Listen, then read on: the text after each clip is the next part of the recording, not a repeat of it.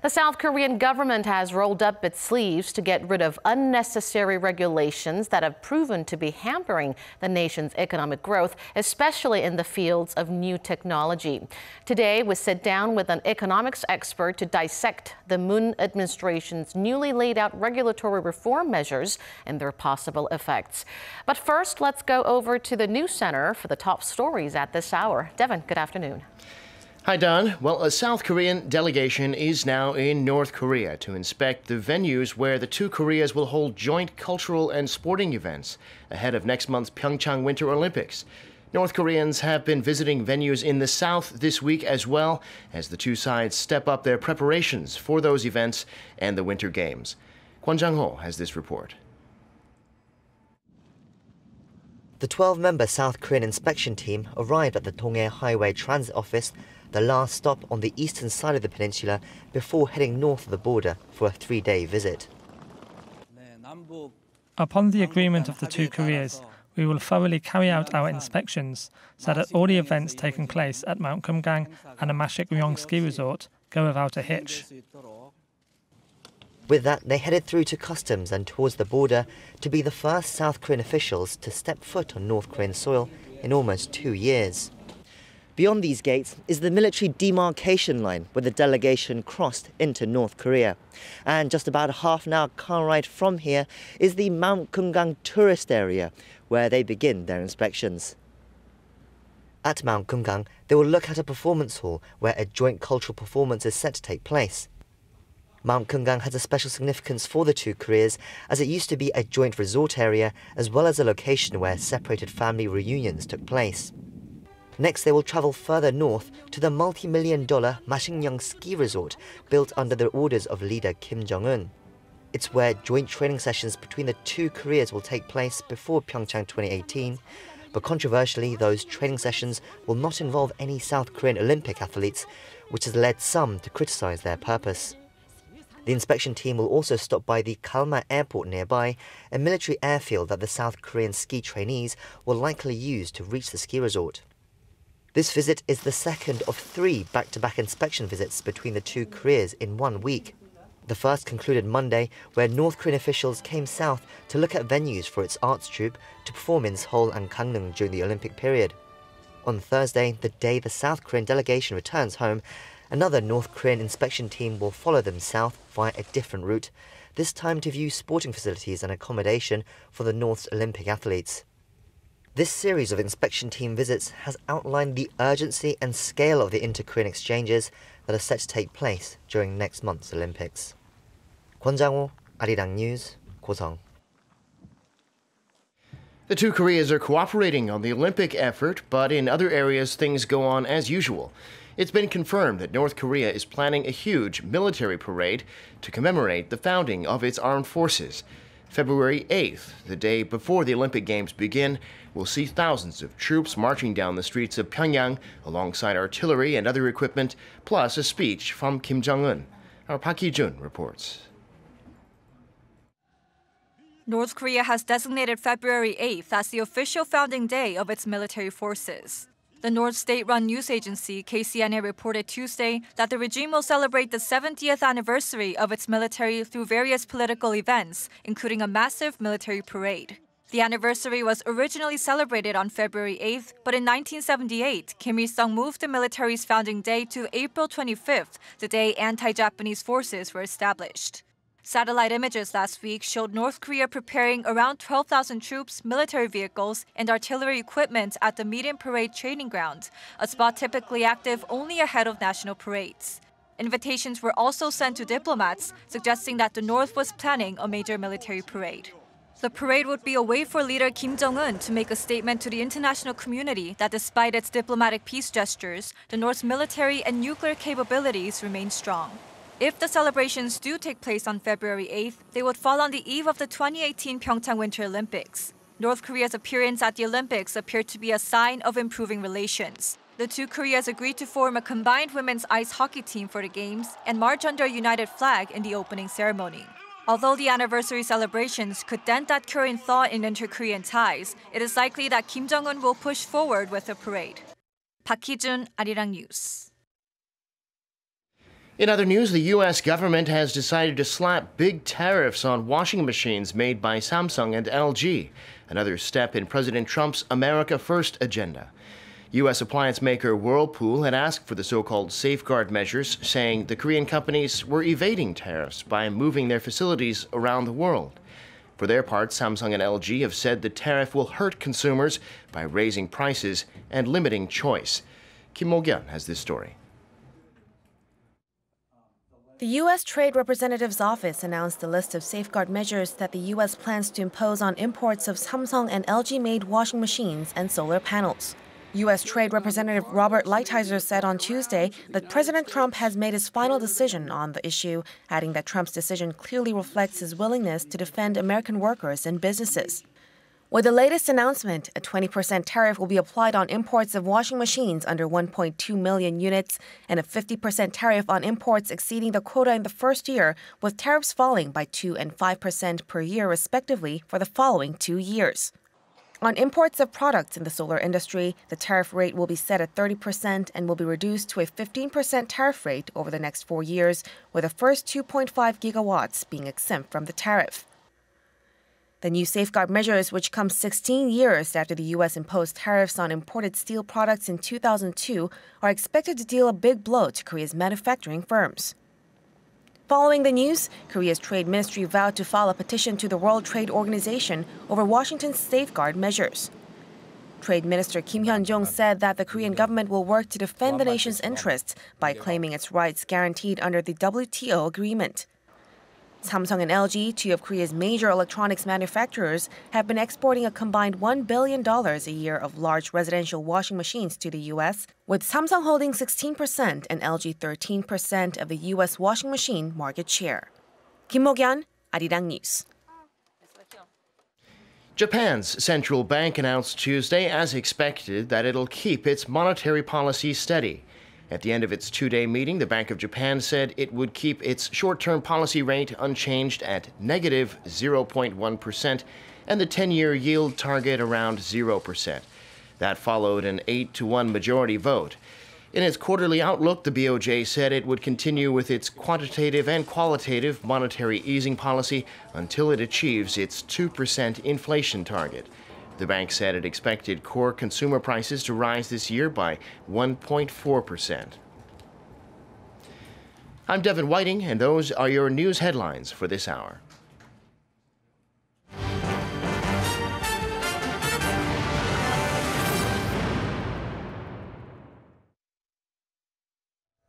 Now back to the issue of regulatory reform. Slashing government regulations, especially in areas of new technology and industries, as part of the government's efforts to promote and develop innovative growth.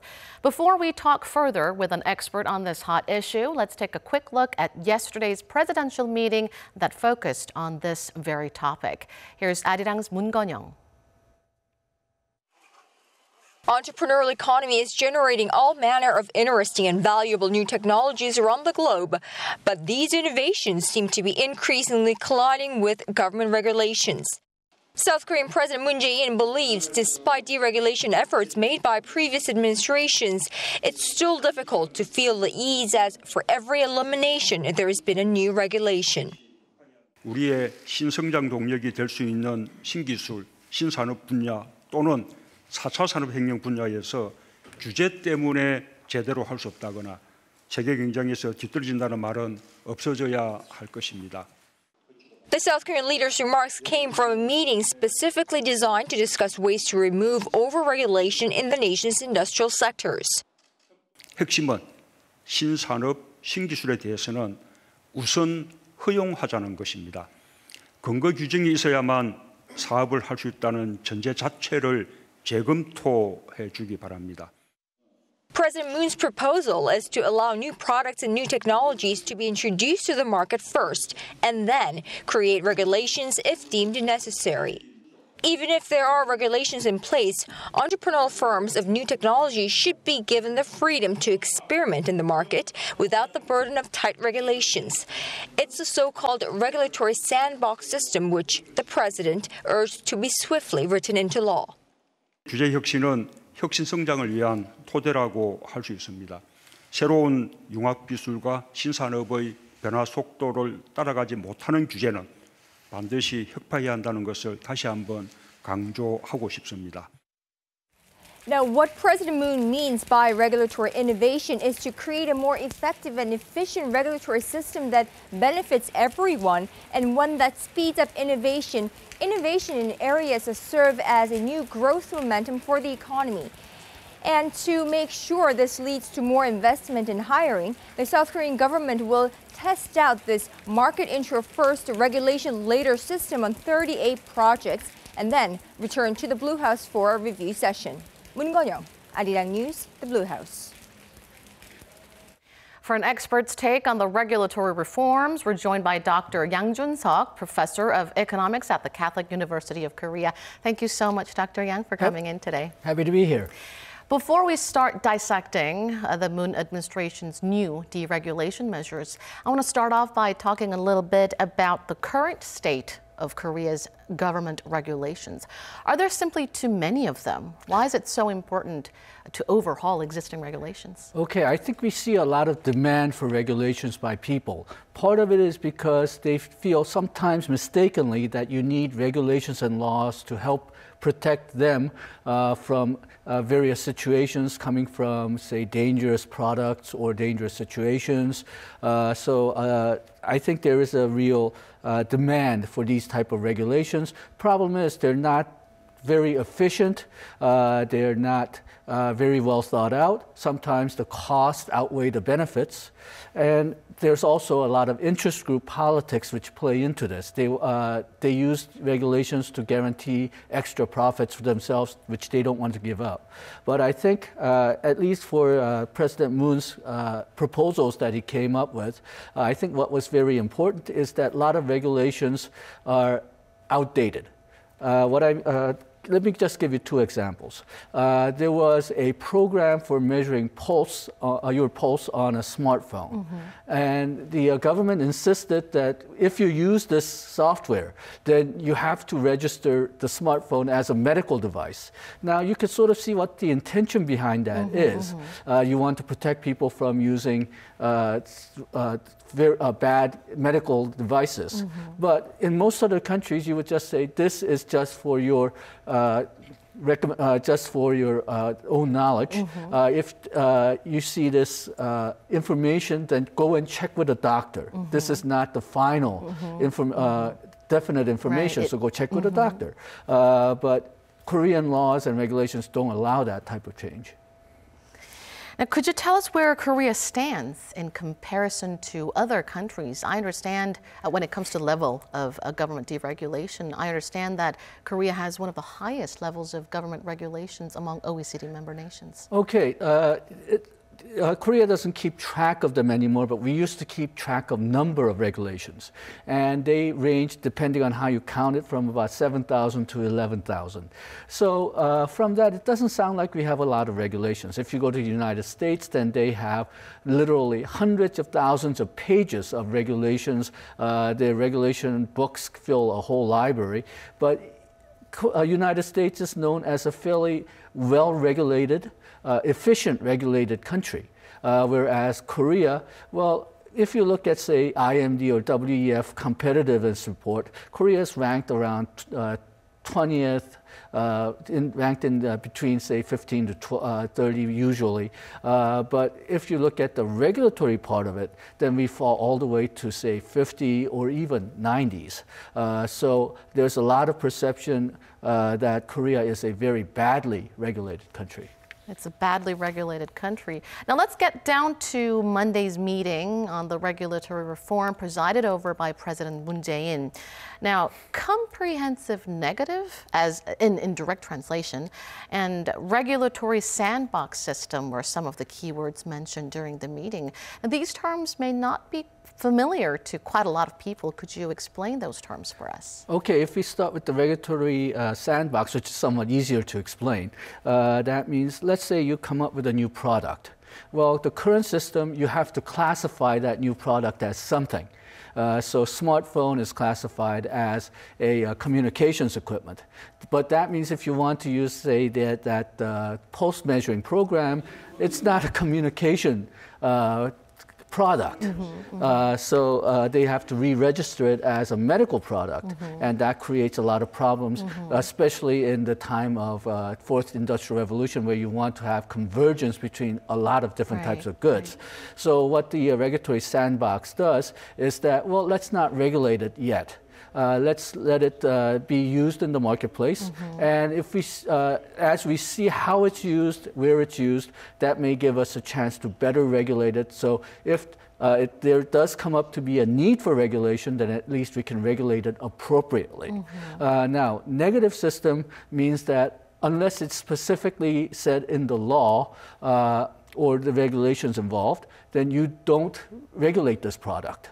So taking the smartphone again as an example, you don't classify it as a communications equipment or medical equipment, so you can use it as anything you want.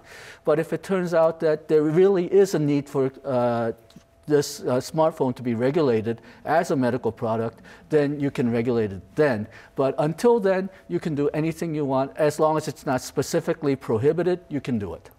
Do you expect any side effects from this, from the launch, use first, regulate later policy on new products? Okay, there always is a slight danger that once it's not regulated, it could cause problems.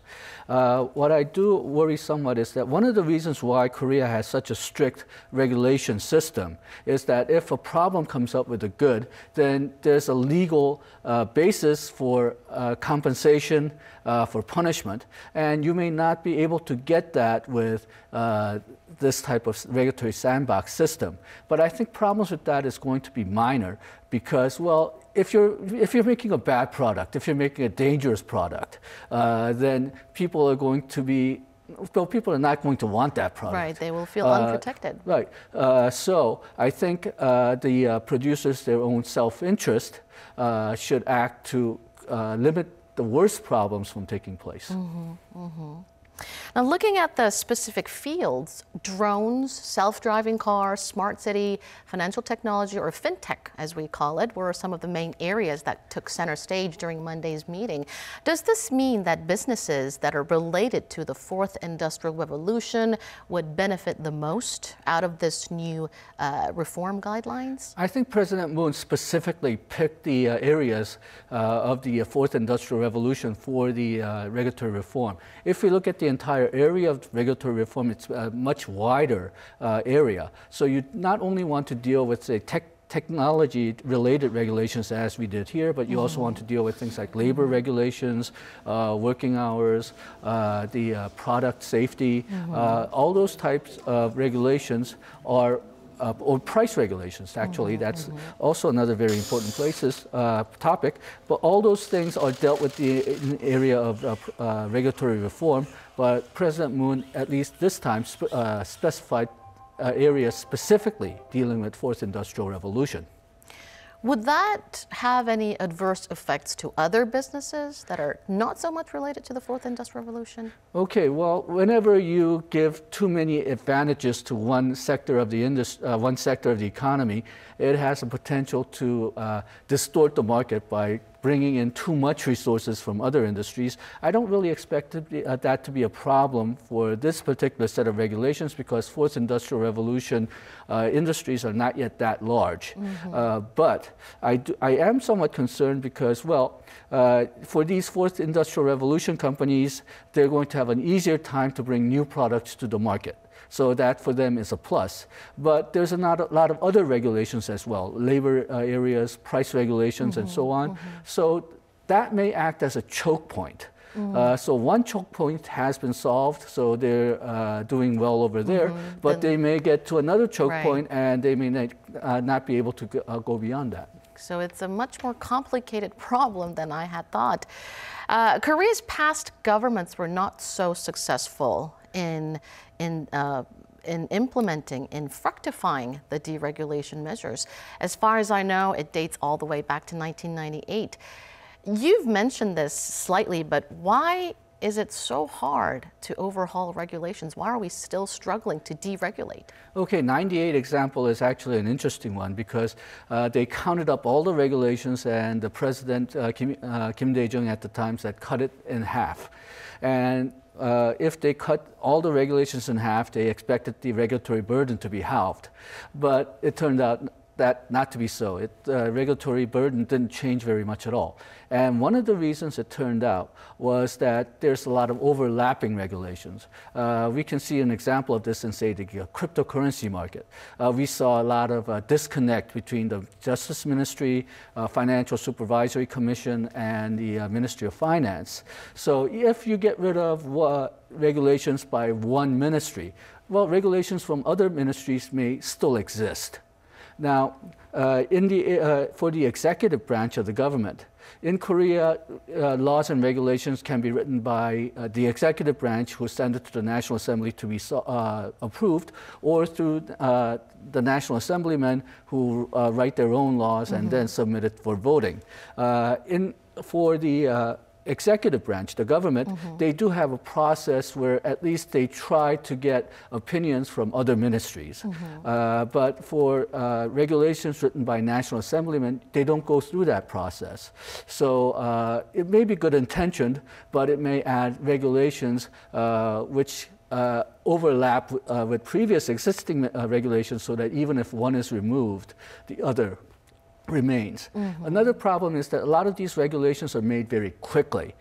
For example, when we have a scare about food safety, people want things done very quickly. So there's not enough time to do a full cost-benefit analysis. So sometimes these regulations become very wasteful, very inefficient. And those are the type of regulations that we try to get rid of a lot of times, but there's a lot of popular resistance because it's a safety regulation. And then there's problems with interest groups. One of the more interesting comparisons I've seen is that when we were talking with, educating foreign investors about Korea's regulatory system, and we used some examples. And one thing we noticed was that changing, say, tax classifications or changing product classifications, where the only requirement is changing the regulations which affect only the government, that took maybe 3 or 6 months. So it wasn't that hard. But one regulation which I remember, selling exercise equipment for handicapped people, because the regulation said that you could only sell those products at a pharmacy. And we wanted to loosen that regulation so that it could be sold at department stores or sporting stores. There was a lot of resistance, and loosening that regulation took 18 months. So whenever people use these regulations to get extra profits, that creates a strong incentive not to change those regulations. Now, on that note, what kind of efforts do you think are needed for the Moon administration to actually succeed in a regulatory reform this time? Okay, I think regulatory reform, I think what we had during this meeting was a good start. I like the regulatory sandbox a lot. But as I mentioned, there's going to be several choke points. So we need regulatory reform to be more comprehensive. We need to look at what regulations are actually choke points for the companies and deal with all of them, not just one or two at a time. I think one of the biggest flaws about previous administrations' regulatory reform is being repeated here. Some choke points are very politically sensitive, so they don't want to handle them. But if those choke points exist, then companies are not going to be able to go beyond it, and our productivity will keep being low. Well, thank you so much, Dr. Yang, for coming in today. I'm afraid that is all the time we have for you. Thank you for sharing your insights with us. Thank you. Well, that brings us to the end of our show. Thank you, as always, for watching, and stay tuned to get the latest headlines throughout the day here on Arirang.